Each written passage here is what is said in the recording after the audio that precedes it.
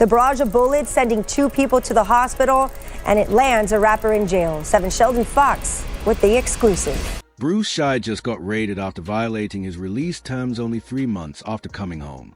What was supposed to be a fresh start quickly turned into another disaster.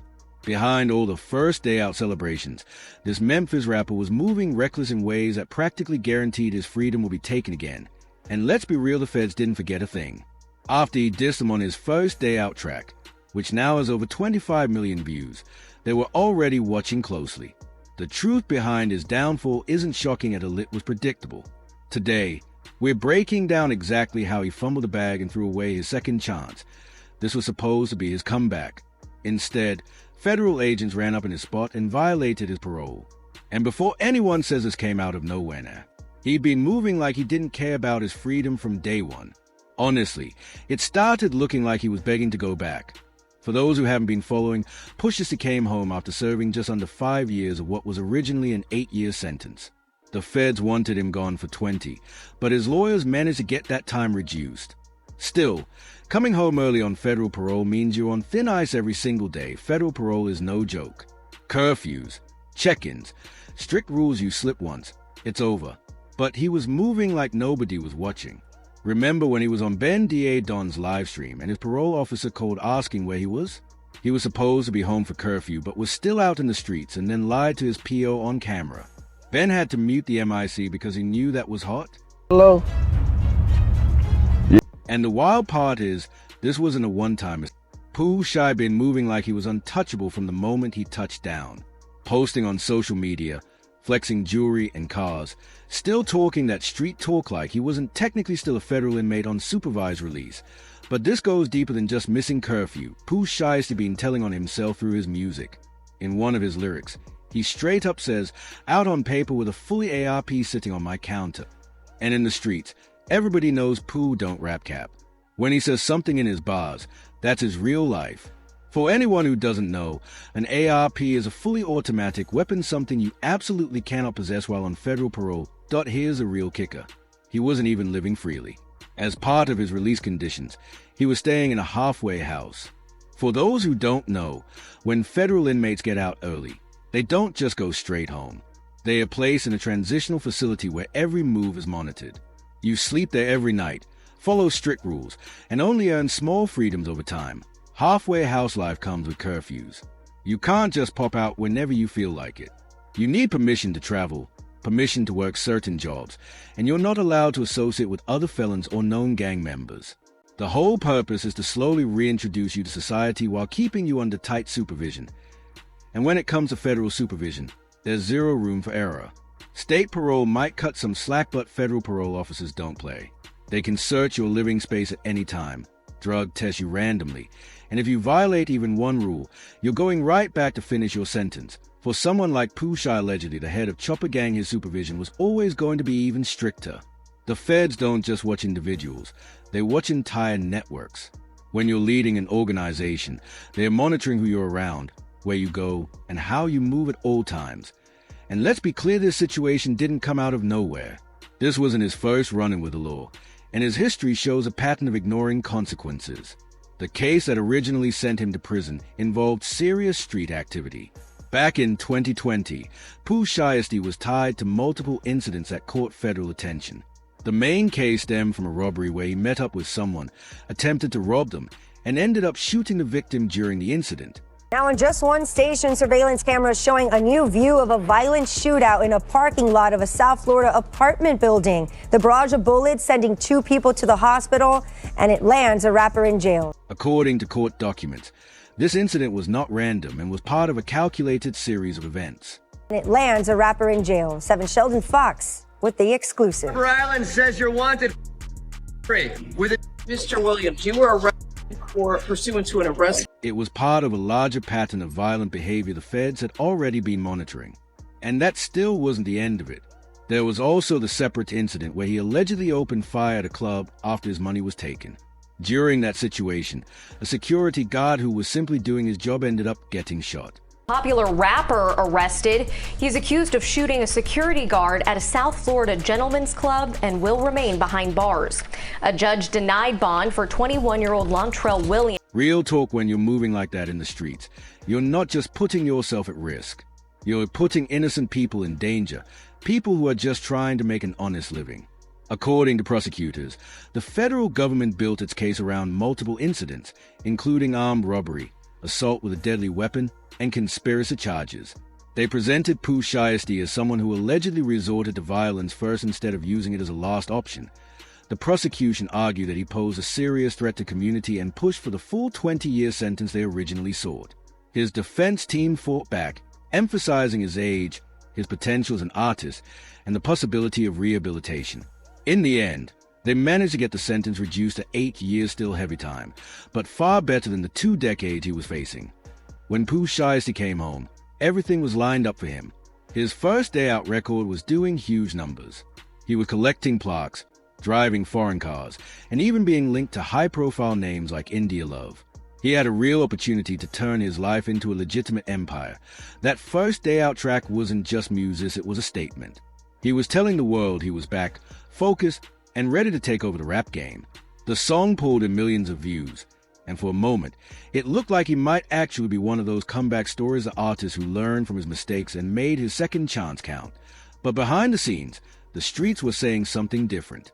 People close to him claimed he never really left that street mindset behind. He was still around the same circle, still talking the same talk, and still moving like nothing could touch him. And that's where federal parole becomes a problem. Under supervised release, everything is what's your social media, your music, your videos, the people you associate with, and where you go. When you're rapping about automatic weapons while on federal supervision, that's not just lyrics anymore. That can be treated as evidence. What really shocked people was how the news first broke. Ben Don revealed it live on his stream. During the broadcast, he got a phone call about the raid. You could hear the disbelief in his voice as he found out the feds had come through and taken everything. Ben tried to keep it quiet at first, but the streets were already buzzing that and the clip that later went viral. You can hear Ben telling the caller, "Remember that bet? When I said if Buddy kept moving like this, he was going back. Yeah, he's going back." Remember that bet when Buddy had this right here?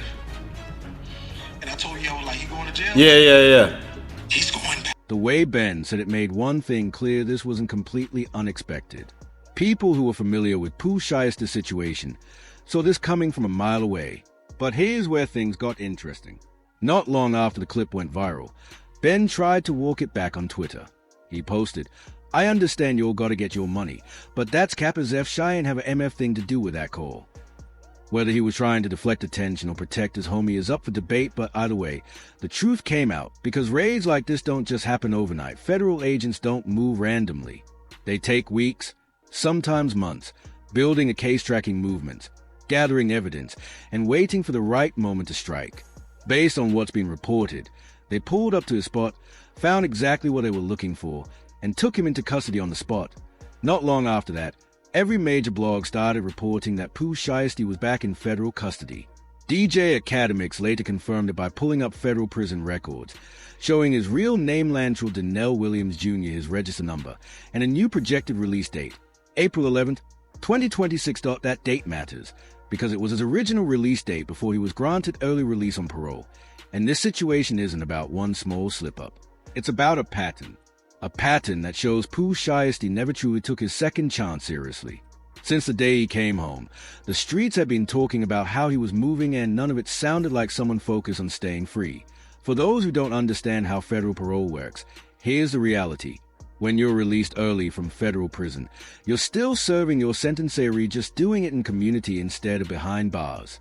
You're under strict supervision. Curfews, mandatory check-ins, no weapons, no association with known felons, and absolutely no criminal activity.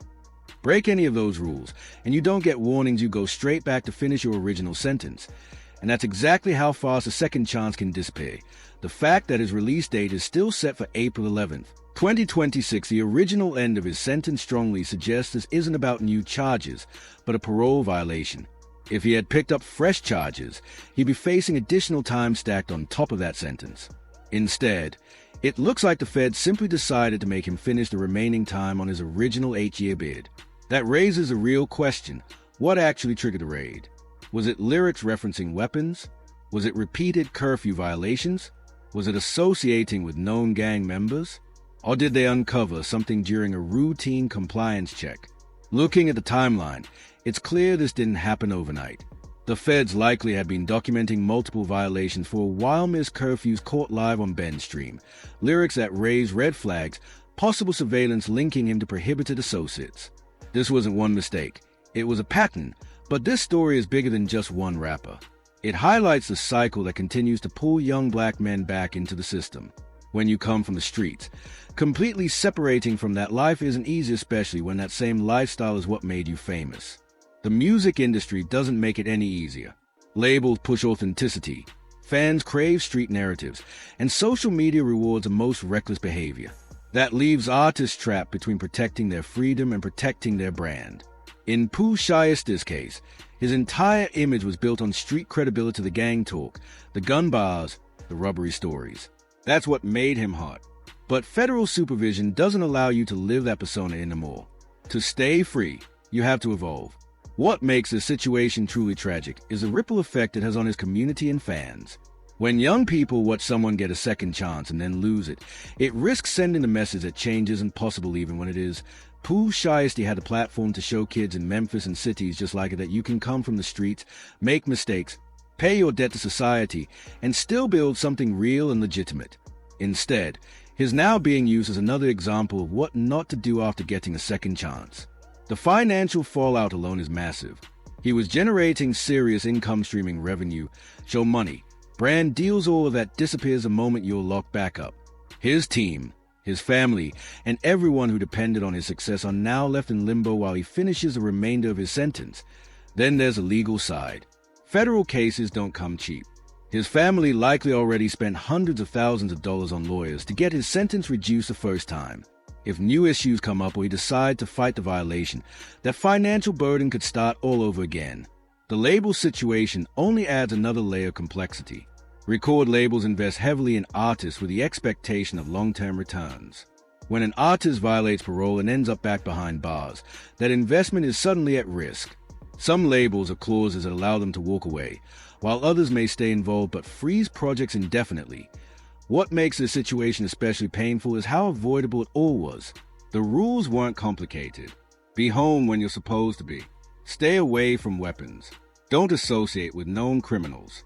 And don't glorify illegal activity while you're still under federal supervision.